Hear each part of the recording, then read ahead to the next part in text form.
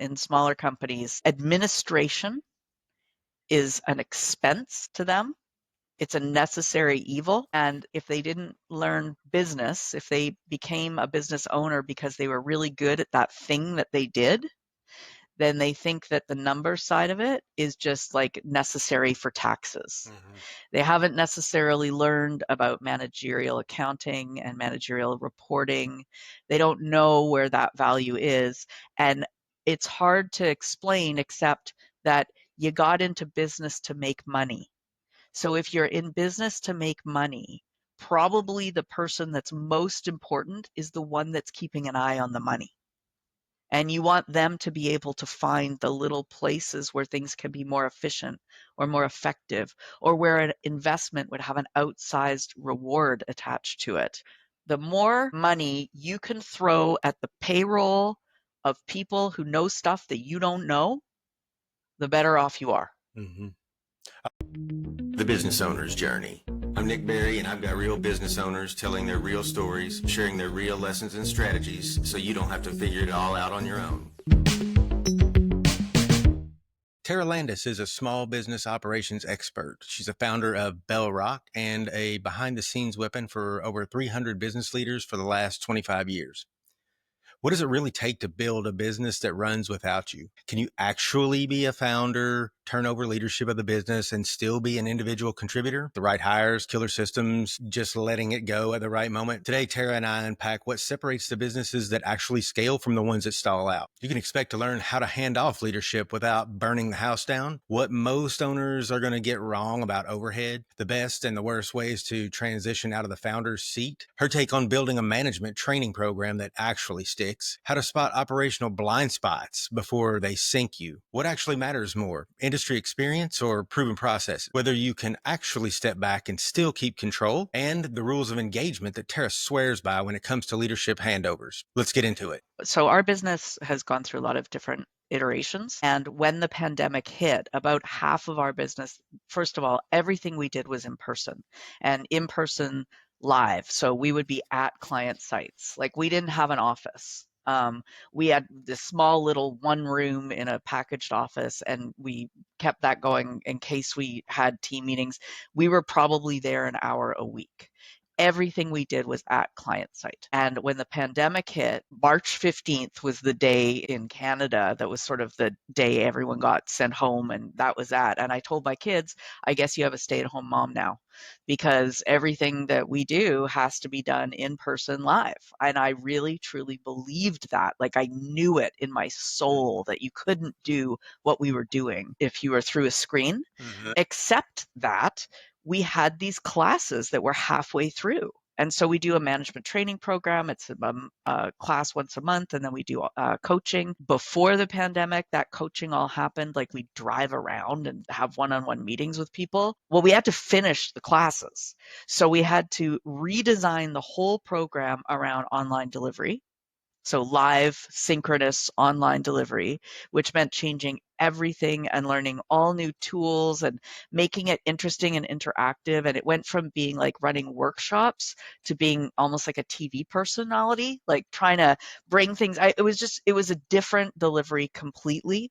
We went from driving around the city to all of these clients to just sitting in this box, in our rooms. I saved about 3 hours a day by not driving around. 3 hours a day I saved. I started consulting at the turn of the century, back when I would send in progress reports by plugging my laptop into the fax machine so I could use dial-up. And I was doing small business consulting. So I was working with little companies throughout North America, typically, 20 people, 50 people, and helping them with foundational business systems. So things like job descriptions and organizational structure and process flow and dashboards, that kind of stuff. We weren't experts in any industry. We were just experts in these business systems. And so we would implement them. We would actually embed a consultant live in their office, sitting at a desk, helping the managers put these things in place. And once they were in place, we would leave. We worked on a defined project basis. In 2008, I came to my senses and realized I didn't want to fly all over North America all the time. I wanted to move back to Vancouver, Canada, where I'm from, and just do the work there. But I couldn't find anybody doing that kind of deep implementation work when I got to Vancouver, so I had to start my own company. All I ever really wanted to do is just have my job, but it worked. We got some clients, and I hired some staff, and away we went doing this kind of work we do. Flash forward, about half of our work now is in facilitating strategic planning and doing those process benchmarkings where we take a look at the systems and processes that the organizations have and see where they need more. But also, half of our business is this management training program. And that program came about because as you're sitting in those offices, those client environments, working away on, say, putting together a nice process flow for something, and somebody would come up and say, excuse me, I'm sorry, I don't mean to bother you, but there's this guy over here and he's not doing the thing that I need him to do. And I think I've tried everything. I don't know what to do. Do you have any advice?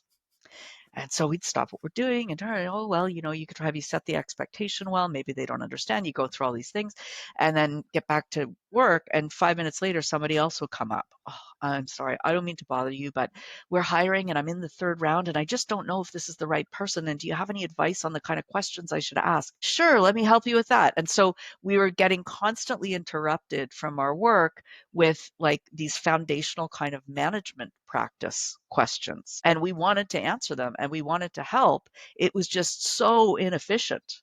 So we created this class that we would run inside those clients. And we would, there was a module on setting expectations and delegation, and one on motivation, and one on how to have difficult conversations. And all of those modules, there'd be, training and workshops and stuff like that. We'd still have the one-on-one conversations. It's just we'd cover off the basics in a more efficient way. Mm-hmm. And it worked really well. And we were really happy with it. And our clients were really happy with it. But they would grow and change. And they'd have like one manager join and say, oh, can you just train that guy? And, not only would it be a nightmare for that guy to be drinking from the fire hose of Terra for a week, he's not going to retain anything because it's just too much information. It needs to be spread out and you need to use it. And so we created a public class and we thought, well, we'll just do this once just to catch up all of these stragglers. And we've been running that public class 3 times a year ever since. And so, And as I mentioned, and we switched to online during COVID, although I absolutely knew that that wasn't possible. And now when people ask us to deliver it privately in their companies, I tell them, yes, we will and we can. It's actually better online. It's actually a better program. It's actually easier to pay attention to it online. You actually get more out of it online. And people are as skeptical as I was until they try it. yeah, I can imagine. They're like, well, we're different. Yeah. We're different. Yeah. It might be Yeah. for other people. Yeah. Yeah. And so is that the public course that you said? I believe you Mhm. have one starting. It's open We now had and it's starting in May. we have one that started in May and we have another one starting in September. And that's how it works. We do January, May, September every year. Okay. And it runs for 8 months. Tell me about these different chapters of Bellrock and the history.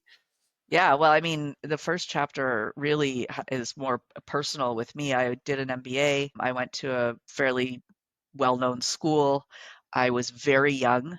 The people in my class were really experienced and knowledgeable and impressive people, and I was a little intimidated. And when it was time to graduate, I was really there to hide out, because that's a great place to look like you're being productive. And I had no idea what I wanted to do, but I needed a job. And so I ended up taking a job with a small business consulting firm.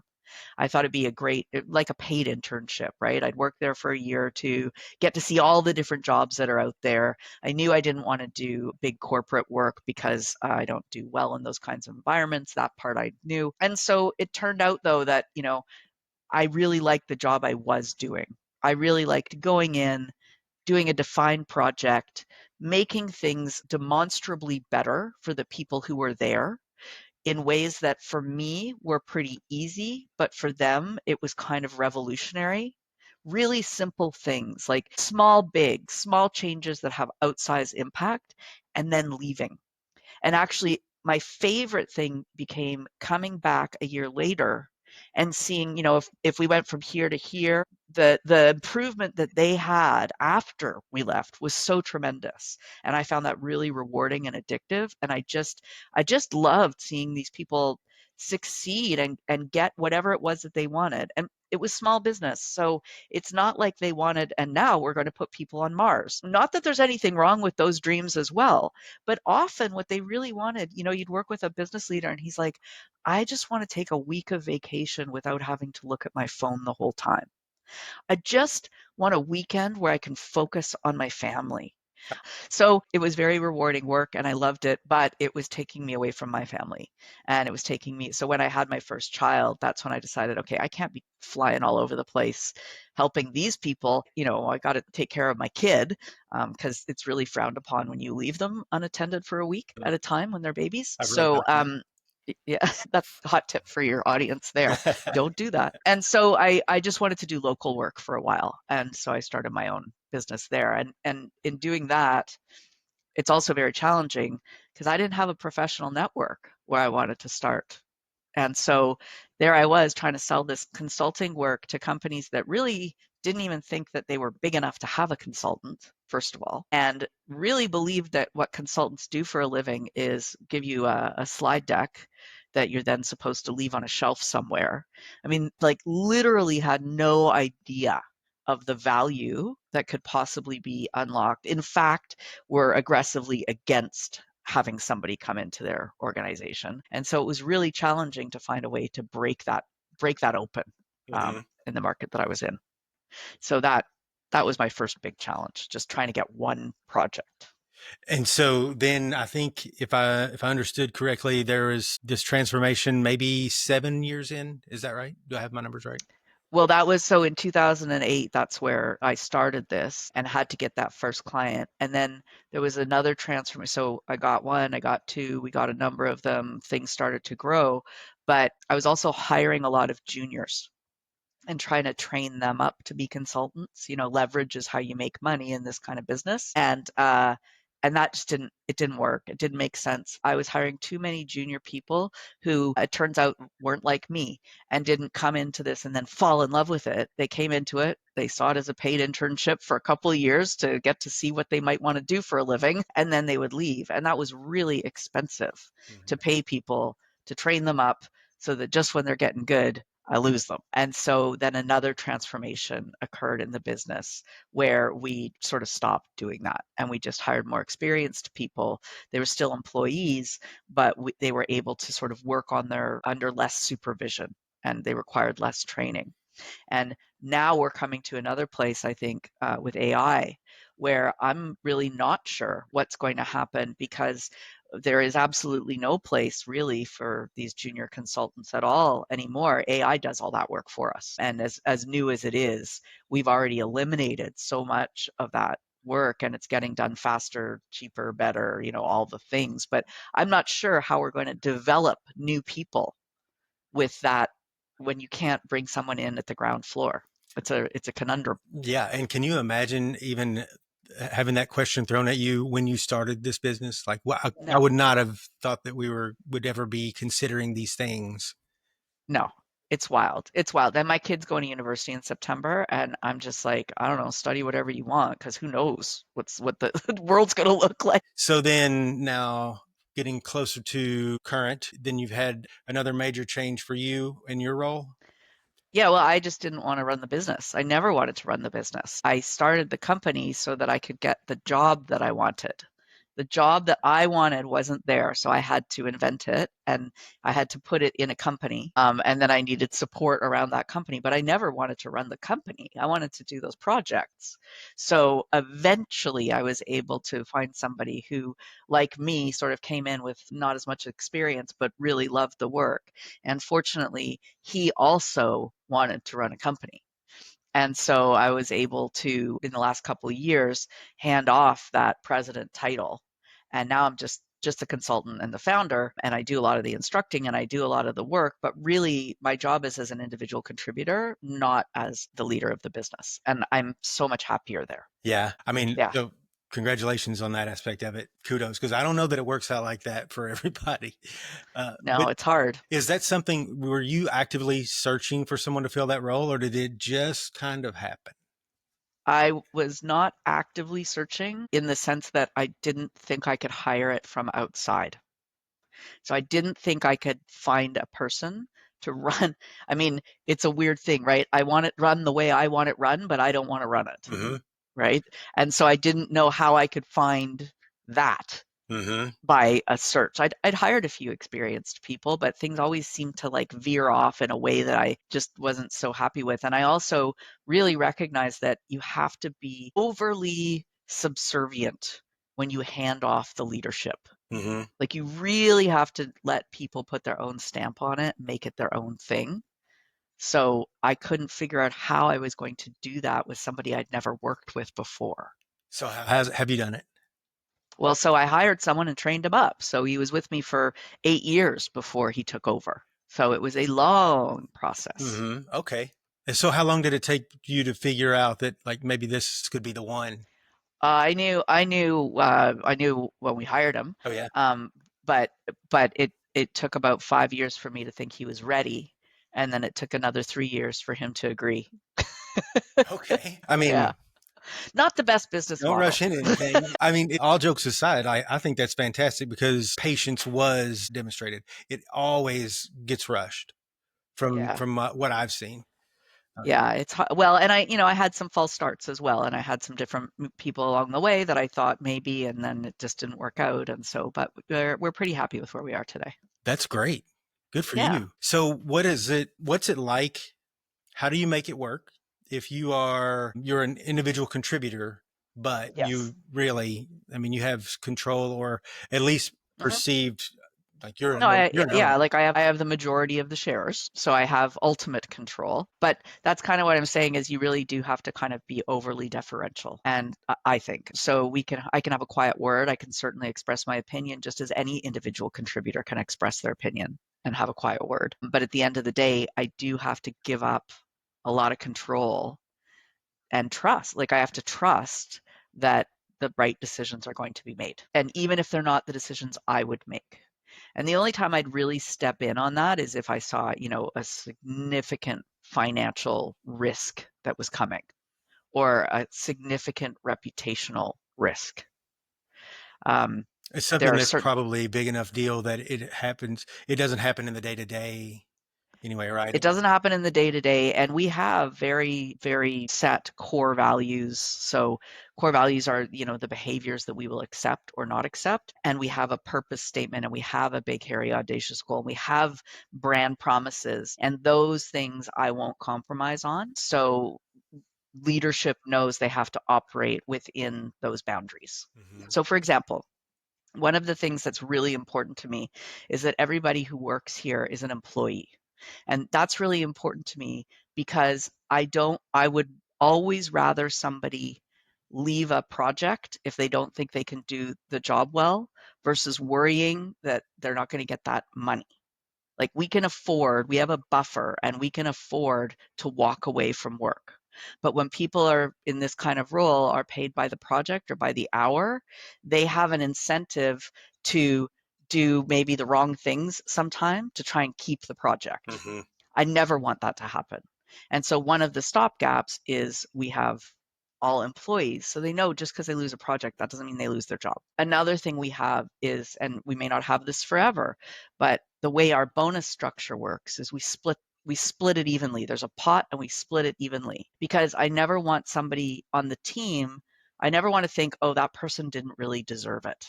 Because if they didn't really deserve it, they shouldn't be on the team. And so, we should all be contributing equally.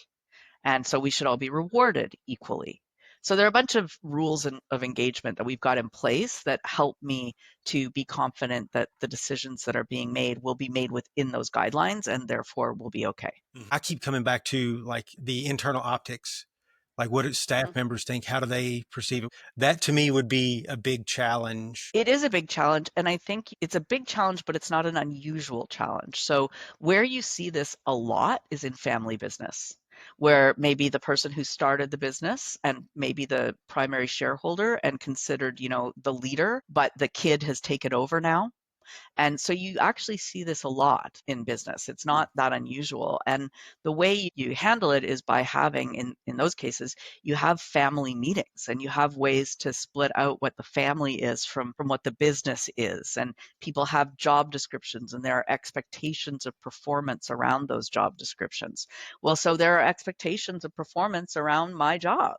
And I have to be held accountable to those expectations. And there are expectations for the president, and they have to be held accountable. And you're right, it's a bit of a leapfrog, right? Like I'm at the top evaluating the president who's evaluating me, but we have enough trust and respect that it can work for us. And then for the staff, they don't need to know about that top one, that ownership one that's evaluating the president. I mean, they know about it. I don't mean it should be hidden, but they need to understand that leader, that's their job, not mine.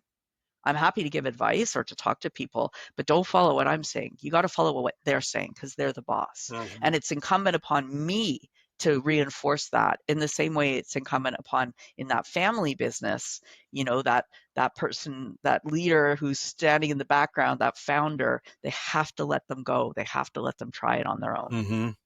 And then the first time that there's a situation where it's uncomfortable, right? Like Mm-hmm. the rules that we put on paper are now going to be Yeah. challenged. We Yes. see how do we all leave this conversation, and then how do we show up the next day? Does everybody show up the next day, and how does Yeah. that look? And that's Yeah. probably when you get the buy-in. Yeah, I think so. Just Yeah. put your And I got to priorities. say, like, I did not do this very well. Really? The first strategic planning session that we had when I wasn't the leader anymore, I behaved like a 3-year-old.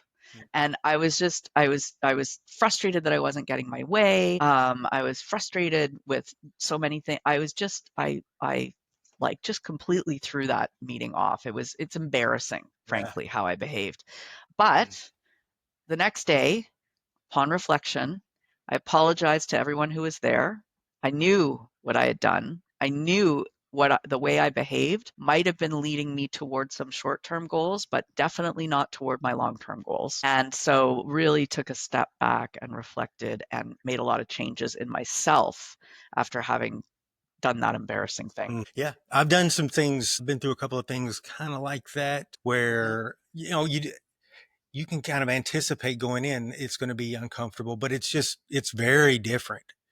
Like you've kind of been operating in this Yeah, construct where like some of these patterns are just you can't just like flip them off. Maybe you that's can. I right. don't know. I couldn't.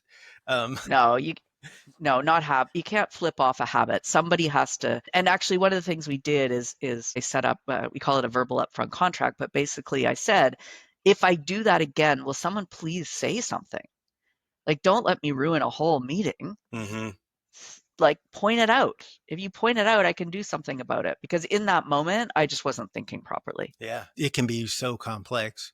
I mean, even that construct that I'm talking about, like they're operating by it too. So we might have changed our Yeah. titles, but you're still you in my mind, and we've acted the way Yeah. we've acted with one another for a long time. It's Yep. hard to look at things Really different. hard. Um, Yeah, and so you have to give it time and you have to really, really search out for the wins. Like when it did work, you have to celebrate that in an outsized way yeah, to reinforce that behavior. yeah, And even after that meeting when it had gone so badly, but then came back and said, okay, let's not do that again. Even that's a win. That's a win mhm, because we figured it out. I wish I'd figured it out in real time. That would have been great. But even if you figure it out after the fact, that's a win. mhm. That's a win. At least it wasn't just happening. And so we have to celebrate that kind of conscious incompetence, that ability to see after the fact. That's a celebration. That's not a loss. That's a victory. Yeah, I could totally see being one of the people in the room for during that meeting, and then all of the things that had bought into leading up to this. Now I'm like, okay, this may not go as well as Yeah, I'd hoped. And then the next day, up until you come in and say, hey, until you owned it, I'm still probably on shaky yeah, ground. But then I could be bought in it. Like, okay, you know, she sees it. I think I can give this a shot. I think, yeah, but yeah, man, that's a roller coaster for yeah. everybody. It's hard. It's hard. Yeah. But I mean, kudos to you guys. I mean, you stuck with it. Mhm. And obviously, We like did. you said, you're happier now than you've been, right? Yeah, it's great. I'm very happy. I'm very happy that I started with the end in mind and kept focus on that end, Mhm. even though it took a long time. Do you get to use your story or any of the story in your training? Yeah, I can. I mean, I bet. the training is one thing, but what I use it more for is coaching. So with our training, we really want the training to stick. And so every class also has one-on-one coaching involved with it. And so this story comes out particularly when we're training leaders and I'm coaching, if I'm the coach and I'm coaching about, how things worked or for me or if I'm working with their second in command or their kid in their family business who's coming along, we can talk a lot about the lessons that were hard won in our own company. Yeah, I can imagine. I mean, to me, having been through a few things, I think it would be a really good way to reinforce the impact of some of the resources like role clarity, organizational chart, like Hmm. things that we take for granted. But Yeah, you guys, the rules of engagement are what I would say has probably helped you navigate your way through all of this. And you need yeah. all of those, like those are the artifacts that make up the rules of engagement, right? Yeah, absolutely. And that's, I mean, and that's what we implement in our clients. Like we put in that strategic framework with the core values and the purpose. We help them uncover those things and we help them put together dashboards for measurement so that I don't actually have to be in every single project to be comfortable that things are going the way they should. I can look at the report and the report tells me whether things are going the way they should. Now, it takes a long time to figure out what those right metrics are. Like this isn't easy to do. But once you figured it out, then it's fantastic because now you don't have to be in all the weeds. You can just trust that someone else is in all the weeds and you can look at the indicators to see if it's working or not. I've listened to a little bit of your podcast, and do you have an episode over on dashboards? Uh, I don't think we have an episode on dashboards, no, but we do have one on why you should hire a controller, Uh-huh. which is one of the most common recommendations that I have the most difficult time convincing people to do. Why is it such a challenge to convince them? Because in general, in smaller companies, administration is an expense to them. It's a necessary evil. And if they didn't learn business, if they became a business owner because they were really good at that thing that they did, then they think that the number side of it is just like necessary for taxes. Hmm. They haven't necessarily learned about managerial accounting and managerial reporting. They don't know where that value is. And it's hard to explain except that you got into business to make money. So if you're in business to make money, probably the person that's most important is the one that's keeping an eye on the money.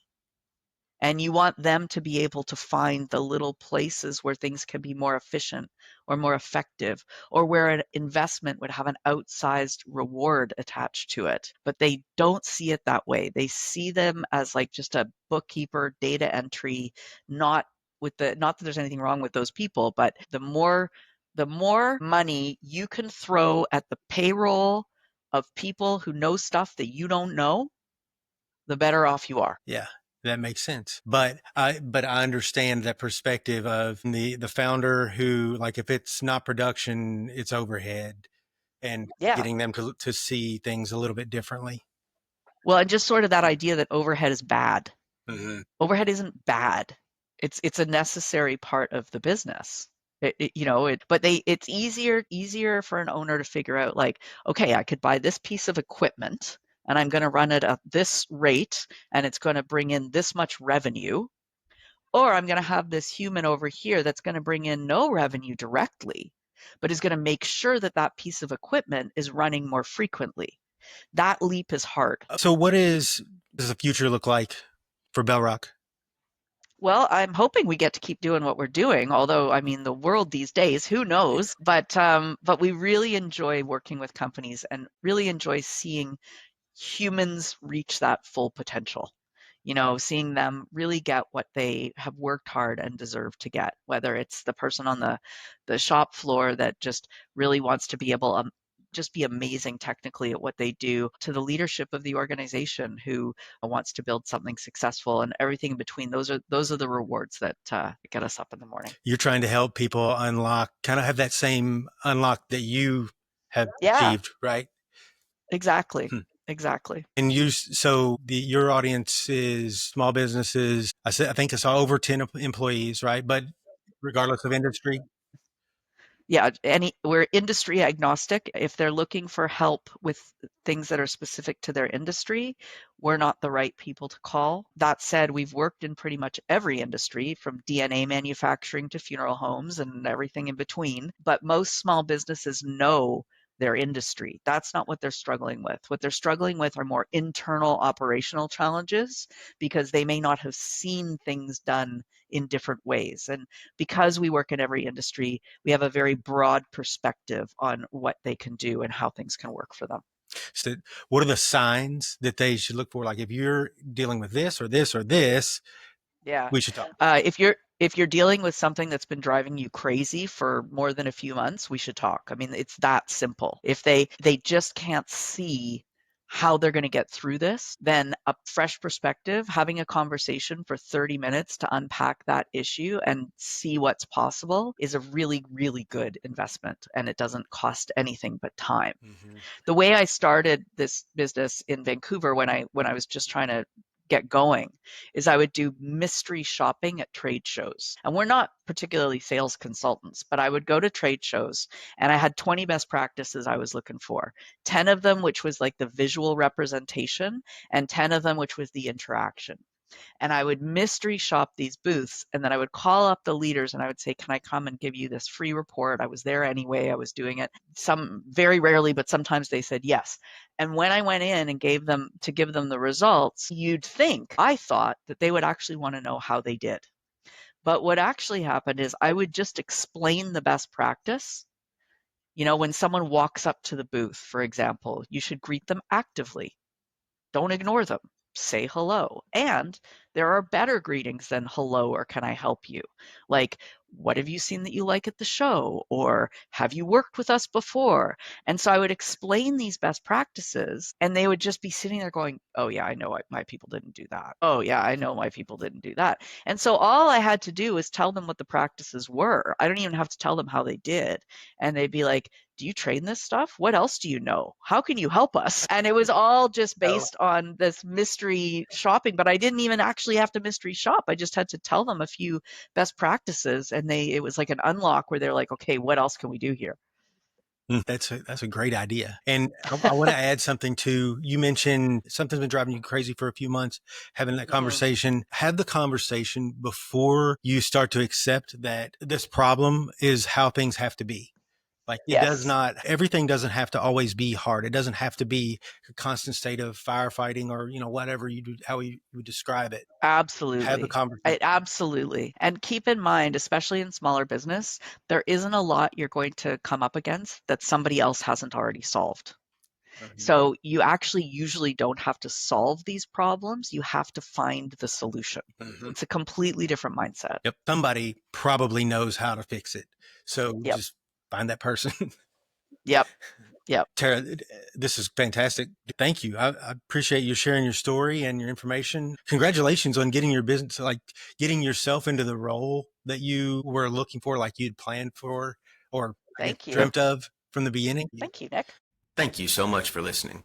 If you found the show valuable, you can say thanks and show your support simply by taking a quick second to like, share, and comment on the show. You can also find more information about each of my guests, all of the resources from the show, and myself at nickberry.info/TBOJ.